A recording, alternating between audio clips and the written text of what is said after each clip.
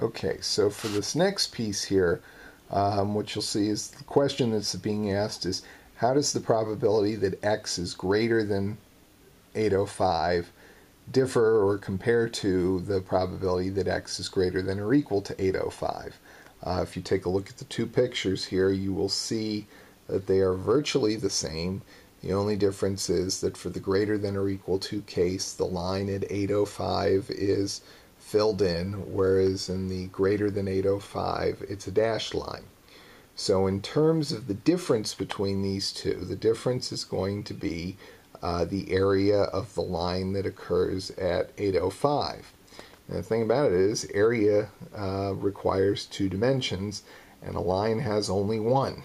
So basically what it's telling you is that the area, the difference in the area is zero. There's no difference. And that's an important thing for any continuous random variable.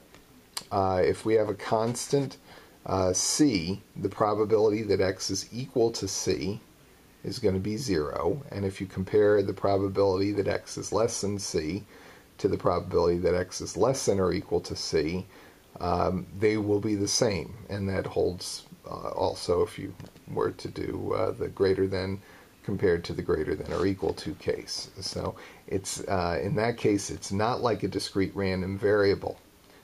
In the discrete random variable case, if we add an or equal, or if we drop an or equal out, that can change the probability. But if it's continuous, it doesn't happen.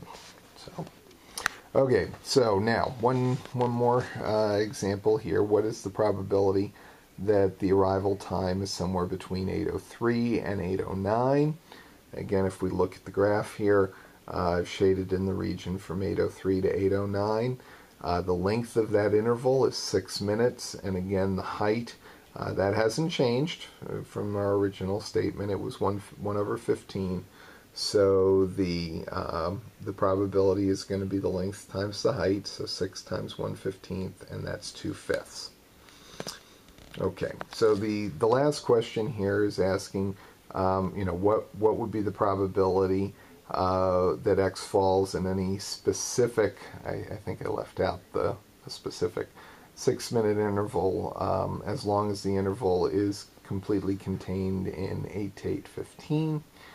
So basically the question is, suppose you were to take that 6-minute interval that we've got in this picture and you were to slide it, keep the endpoints 6 minutes apart and keep that interval completely between 8 and 8:15. What would happen to the probability? Well, the simple fact is that the rectangle dimensions wouldn't change. It would still be a height of 1/15 and the length would still be 6, and hence your probability would still be 2 over 5.